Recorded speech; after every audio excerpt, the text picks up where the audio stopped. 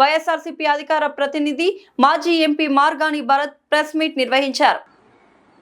ఈ కూటమి ప్రభుత్వము వ్యవహరిస్తున్న తీరు, అటుపక్కన శైవ క్షేత్రాలు, ఇటుపక్కన వైష్ణవ క్షేత్రాలను కూడా ఎన్ని అపచారాలు జరుగుతూ ఉన్నాయో ఒక్కసారి ఈ గడిచిన 3-4 రోజులే, నేను ఎక్కువ కూడా చెప్పట్లా, 3-4 రోజుల నుంచి ఏ స్థాయిలో జరుగుతూ ఉన్నాయి అని అంటే ఎంత హేయమైన చర్యలేనంటే నిజంగా చాలా బాధ అనిపిస్తూ ఉంది.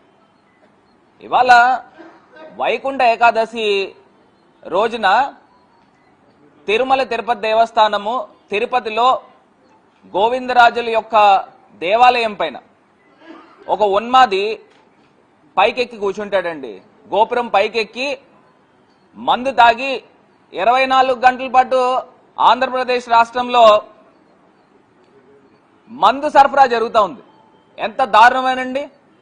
ఇంత దారుణంగా మందు సరఫరా జరుగుతూ ఆ ఉన్మాది పైకెక్కి అక్కడ దేవతామూర్తుల్ని కాలుతో తన్నుతూ నాకు 90 ml మందు ఇస్తే గానీ నేను కిందకు దిగను అని పోలీసులతో బేరసారాలు చేస్తూ ఉన్నారు.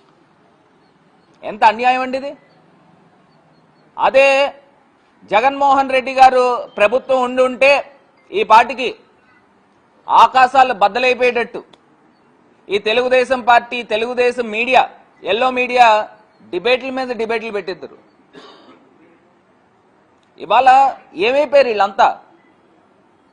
నేను అడుగుతా ఉన్నా, సూటిగా ప్రశ్నిస్తా ఉన్నా, ఎందుకు ఈ ప్రభుత్వము తీసుకున్న చర్యలు ఏంటి అని అడుగుతా ఉన్నా.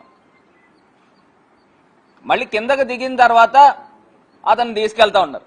నేను ఇవాళ ఇదే అడుగుతా ఉన్నా, తిరుమల కొండపైన మద్యము, మాంసాలతో పట్టుబడిన సందర్భాలు, అసలు ఎన్ని ఘోరాతి ఘోరమైన అపచారాలు జరుగుతూ ఉన్నాయని అంటే, అసలు ఇప్పుడు చెకింగ్ల్లో మద్యం బాటిల్ దొరుకుతూ ఉన్నాయి, మాంసాలు దొరుకుతూ ఉన్నాయి తిరుమల కొండపైన. మరి వీళ్ళు మాట్లాడుతూ ఉన్నారు. ఇది కాకుండా